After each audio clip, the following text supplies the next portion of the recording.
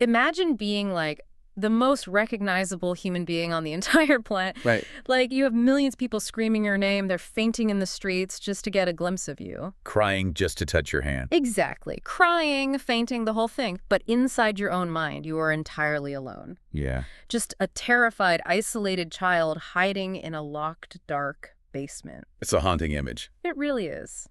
So, welcome back to the deep dive, everyone. We know you come here to get that deep, structured knowledge without feeling totally overwhelmed. And today, we are looking at Michael Jackson. But, and we should be very clear here, we're not doing a standard biography. No, definitely not. And we're certainly not rehashing tabloid headlines. Right, there's enough of that out there. Exactly. We are going to look at the actual mechanics of his mind. Because today is Monday, April 20th, 2026. Which means, yeah. In exactly 4 days, on April 24th, the highly anticipated Michael Jackson biopic, which is just titled Michael, directed by Antoine Fuqua, is hitting theaters. And it is going to be massive. Huge. So to really grasp what this film is trying to do, we're exploring this fascinating clinical psychological framework. It's called the Internal Family Systems Model, or IFS. Right. It's a completely paradigm-shifting way to look at someone whose life has been so endlessly and, often superficially dissected. Yeah. We're going to use this IFS framework to map out the King of Pop's internal battleground. So we'll look at his exiles, his managers, his firefighters, and his true self. And then we'll get into how his nephew, Jafar Jackson, used this exact psychological map to method act the lead role. It is what? Okay, let's unpack this. What exactly are we talking about when we say internal family systems? So to really get IFS, you kind of have to let go of the whole idea that the human mind is just one unified, consistent personality. Right, like we're not just one thing. Exactly. IFS proposes that our minds are naturally multiple. It's a complex system of interacting parts. Like a literal family living inside your head. Yeah, that's exactly it. And each part has its own perspective, its own feelings, its own goals. Okay, so if we're looking at a global superstar with a psyche as complex as Michael's, where do we even start? We have to start at the very foundation, like the darkest, most hidden part of the mind. Yeah. We have to look at what IFS calls the exiles. The exile. I mean, just the word itself carries so much weight. It really does. Sounds like something you banish from the kingdom, Well, that is precisely what it is. In IFS terminology, exiles are the parts of our psyche that hold our rawest, most unprocessed emotional data. So we're talking about trauma? Deep pain, terror, shame, trauma from the past. You see, when a child experiences something overwhelmingly painful, their nervous system literally can't process it. Just too much data. Exactly. Yeah. So the mind compartmentalizes. It takes those agonizing emotions and it banishes them to the darkest corners of the unconscious mind. It exiles them. Right, because carrying that level of pain on the surface makes daily survival impossible. You wouldn't be able to function. And when you look at Michael's childhood, the source material points out he was carrying a profoundly wounded exile. This part called the abandoned child. Yes. I mean, we're talking about the severe, unpredictable physical and emotional abuse inflicted by his father, Joe Jackson. It was relentless. The source notes, Michael was essentially robbed of a developmental childhood. Like, he was forced onto a stage to perform like a finely tuned machine while he was literally still losing his baby teeth. And we have to look at the mechanism of that trauma, right? Think about how a child's brain processes unpredictable terror from a primary caregiver. They can't fight back. No, a child cannot fight a grown adult. And they can't flee the home either. So what do? They internalize the blame. The psychological burden this inner child carried was the crushing, absolute belief of worthlessness. Wow. The internal narrative was explicitly, if I do not perform perfectly, if I miss a step, I have no value. I will be punished and I will be abandoned. Exactly. That is an unbearable cognitive weight for a child. And that terrified child didn't just grow up and disappear. Right, he was exiled. Frozen in time, deep inside the adult Michael. Which really casts a completely different light on the extreme loneliness that defined his adult life. Absolutely. I mean, he was at the absolute peak of global fame. He was the most recognized face on Earth, surrounded by massive entourages, fans, celebrities. But he described himself as entirely hollowed out by loneliness. Yeah. And it makes you look at the creation of Neverland Ranch through a totally different lens. How so? Well, instead of viewing Neverland as just, an eccentric billionaire's quirky purchase, it looks more like an architectural defense mechanism. Oh, that's interesting. Right, wait, so instead of a normal coping mechanism, he literally builds a sprawling theme park to soothe this inner child. Yes. It's like, imagine your mind as a house, Yeah. and you have this locked basement where you shoved all your childhood trauma, all your fear, all that agonizing sense of abandonment. To keep whatever is in that basement quiet, you build a multi-million-dollar carnival in the backyard. That is a phenomenal way to visualize it. You surround yourself with Ferris wheels and exotic animals because you are desperately trying to engineer the childhood that the exile never got to have. And what's fascinating here is the sheer burden of terror that this exile lived under every single day. Right. These desperate attempts to compensate for the inner child, seeking pure, uncomplicated connection with kids and animals. They were tragically misunderstood by the world. Completely. And every time the world misunderstood him, every time there was mockery in the press or a legal accusation or a betrayal by a friend. It wasn't just a PR crisis. No, to his nervous system, it was a knife directly into that fragile, exiled child in the basement. Oh, man. It reinforced the exile's core belief that the world is fundamentally unsafe. That people only exist to hurt you. Exactly. It makes the tabloid era look so much darker. Like, it wasn't just scandal, it was daily global re-traumatization. Yeah. But if you have this basement full of agonizing pain, a human mind can't survive in a state of constant terror. It has to adapt. So to keep that basement door locked, his psyche had to hire some very aggressive bodyguards. Precisely. And that brings us to the second component of the IFS model, which are the managers. Okay, the manager. Right. Because the exiles hold so much destabilizing pain, the mind builds these managers to control the environment. Both internal and external. Exactly. They're your proactive protectors. Their entire job, their only function, is to manage your life so perfectly that the exiles are never triggered. They can never be exposed. Right. And the source identifies two massive managers in his psyche. The first is the perfectionist. A very common manager. This is the part that drove him to rehearse relentlessly, obsessively, like literally bleeding through his shoes to become the undisputed greatest entertainer alive. Yes. The internalized rule of this manager was absolute. If I am not number one, I will be abandoned. It's a brutal standard to live under. See, I struggle with this framing a little bit, to be honest. Really? Why? I just want to push back on this. Because we look at someone like Kobe Bryant, right? His Mamba mentality, or Michael Jordan's ruthless drive. Sure. And we call it genius, we put it on a pedestal, we tell kids to emulate it. That's true, we do. Hold on, we usually praise extreme work ethic in artists as genius or dedication. Are the sources saying his legendary drive wasn't just passion, but actually a massive psychological defense mechanism? Yes. Like a shield? Isn't it possible he just wanted to be great? It's a brilliant question, and it is a blurry line. But the IFS framework requires us to look at the cost of that greatness. The cost, okay. With an athlete like Kobe or Jordan, as intense as they were, they could eventually turn it off. They can step off the court, go home, and exist outside the game. Yeah, that makes sense. Michael's perfectionist manager could never turn off. Because the perfectionism wasn't just about making good music, it was a literal survival mechanism. The manager believed that flawless performance was the only thing standing between Michael and total emotional annihilation. So if he stopped being perfect, the world would reject him. Which would unlock the basement and unleash the exile's unbearable pain. Okay, so the art really was the armor. It was. And the second manager operating alongside the perfectionist was the mask. Right. This was the public persona he maintained for decades.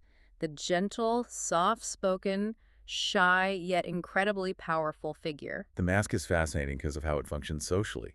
It allowed him to interact with the public, do interviews, stand on balconies, and wave. But maintaining a very safe, heavily controlled distance. Exactly. But the profound tragedy of the managers, both the perfectionist and the mask, is a phenomenon IFS calls manager burnout. Because the cognitive load of keeping those walls up 24/7 must be unfathomable. You're constantly policing your own behavior. Your own output. Imagine flexing a muscle as hard as you can and never ever being allowed to relax it. Oh, that sounds exhausting. Michael's mind never allowed him to rest. The perfectionist lived in paranoid terror that if he slipped up for a second, the past trauma would swallow him whole. Right. And here's the cruelest irony of the manager system. As he got more successful, The walls didn't come down. They'd eat higher. Thicker and higher walls. The resulting loneliness was actually his own protectors, refusing to let anyone get close to his true self. Which circles right back to that crushing loneliness we talked about. His own psychological protectors kept all genuine human connection out. Exactly. Okay, so you have this deeply traumatized exile weeping in the basement, and you have these exhausted, hypervigilant managers working around the clock. Right. But managers aren't foolproof. They have a breaking point, right? Eventually the system just... It crashes. When the proactive managers fail due to media scrutiny, lawsuits, sheer exhaustion, the pain of the exile spills over. So what happens then? The mind goes into absolute red alert panic. And it calls in the third group of parts, the firefighters. Firefighters, meaning they are there to put out a blaze. Exactly. But understand the difference. Managers are proactive. They prevent the fire. Right. Firefighters are totally reactive. Okay. They rush in when the emotional pain is already burning the house down, and their only goal is to extinguish that pain at any cost. Any cost. So they don't care about collateral damage. They do not care about long-term consequences. Their methods are often entirely self-destructive. And we see two truly heartbreaking examples of his firefighters taking over in the source material. Yes. The first involves his extreme physical transformations, the endless plastic surgeries, the changes in his skin and facial structure. Which the media framed for decades as bizarre vanity. Right, or dysmorphia, or wanting to change his race. But the IFS analysis frames this in a way that literally stops you in your tracks. It really does. It frames it as an agonizing attempt to physically erase the reflection of his abusive father, Joe Jackson, from his own face. It's a profound, visceral distinction. If you look at photos of a young Michael Jackson, the resemblance to his father is undeniable. It's striking. Imagine being deeply traumatized by someone. Yeah. Every time you look in the mirror, you see their eyes, their jawline staring back at you. Oh my God. The surgery wasn't vanity. It was a desperate firefighter response trying to literally carve away the ghost of his hauser. Wait, let's stop and really think about what that means. That is profound self-erasure. Yes. So it's like pulling the fire alarm and flooding the entire building just to stop a small fire in the kitchen. That's a great way to put it. The plastic surgery was literally him trying to surgically remove his past. Yeah. But tragically, he just alienated himself further from his own identity. Flooding the building is the perfect analogy. They don't care about the water damage, they just want the fire out. Which leads to the second and ultimately fatal firefighter response, chemical numbing. Yes. The physical pain from his onstage injuries and severe burns became inextricably mixed with his agonizing emotional pain. It all blended together. And during periods of intense crisis, the firefighters turned to extreme isolation and heavy clinical medication, specifically propofol. And we need to be very clear about what propofol is, because it explains the exact mechanism of a firefighter part. Right. It's not like Vicodin. No, propofol is not a standard painkiller. It is a powerful intravenous clinical anesthetic. It's used to induce and maintain a coma during major surgery. It literally shuts down the brain's normal activity. Yes. So it wasn't about chasing a recreational high. Not at all. If we connect this to the bigger picture, this is the ultimate tragedy of the IFS model. A mind doesn't seek out surgical anesthesia unless the baseline waking state is absolute torture. Wow. It was the ultimate firefighter attempting to literally turn off a screaming, overloaded nervous system. The exile was in terror. The managers were completely burnt out from the pressure of the 2009 This Is It tour. And the firefighters just hit the biological kill switch. And that directly led to his tragic death. It wasn't just an overdose in a vacuum. It was a systemic collapse of his psychological protectors. Yes. The parts of his mind that were trying the hardest to protect him were the very parts that caused his destruction. It is a devastating internal war. It is. But, and this is important, the IFS framework points out that even amidst all this ferocious internal war, there's a fourth component. The core. Right. Because beneath all the armor, beneath the trauma, there was still a real person. Right, so who is the real Michael? In the IFS model, beneath all the warring subpersonalities, every person is born with a true self, with a capital S. The self. And this self cannot be damaged. It cannot be corrupted. It's characterized by clarity, compassion, calmness, courage, and creativity. It's the unbroken core. Exactly. And we actually saw flashes of his true self, right? Like, think about his humanitarian efforts, the heal the world messaging, the charity work. That wasn't a manager PR stunt. No, that was his core compassion. And we saw it on stage. When he was fully immersed in the pure connection of being on stage, that crippling shyness just vanished. He was able to connect millions of hearts entirely through his art. That was his true, unbroken self stepping into the light. Which brings us to the movie. Because how does an actor portray such a fractured psyche on screen? It's a monumental challenge. You can't just learn to moonwalk, throw on a sequin glove, and call it a performance. No. You have to play the terrified exile, the exhausted manager, the desperate firefighter, and the peaceful self. Sometimes shifting within the exact same scene. And the casting reflects this. You have Coleman Domingo playing Joe Jackson, so he is literally walking onto set as the physical source of the exile's terror. Right. And you have Nia Long playing Katherine Jackson, his mother, who represents that gentle connection to his true self. But the real revelation here is the preparation by Jafar Jackson. Michael's real-life nephew, who's playing the lead. Yes. He didn't just study choreography. He used this exact IFS psychology to method act the role. This is crazy to me. To understand the exile, Jafar actually slept on a thin Japanese mattress on the floor of the Havenhurst home. The old family estate. Yeah, he moved from room to room to absorb the isolation and the pressure from the father. Putting his own mind and body into the physical space of the exile. Then, to understand the manager, the perfectionist, he trained brutally with choreographers Rich and Tone Talluega for 2 years. At a punishing intensity. There's this detail in the source that Jafar danced until his feet were bleeding and completely numb inside his shoes just to perfect a single dance move.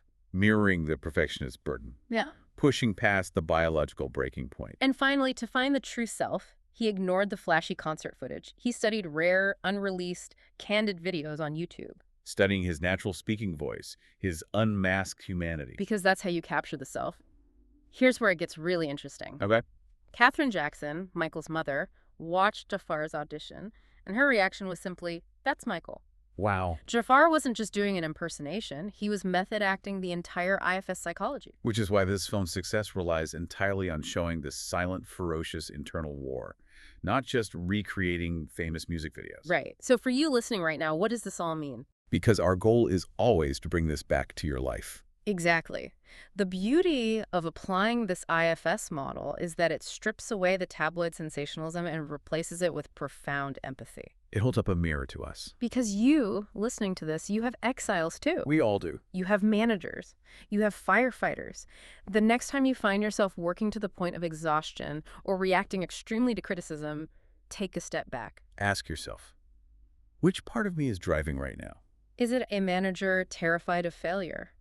A firefighter trying to extinguish shame? It completely changes how you view yourself and others. It really does. And before we go, I know you wanted to leave the listeners with a final thought to ponder. I do.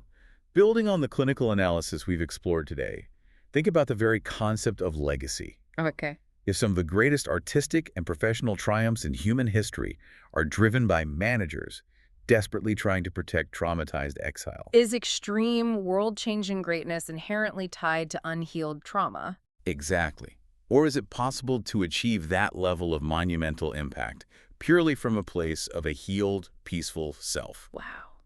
That is a question that will stay with you long after the movie credits roll. Well, thank you so much for joining us for this deep dive. We encourage you to check out the movie when it hits theaters in a few days and keep exploring your own curiosity. And maybe even take a look at your own internal family system. Until next time, take care.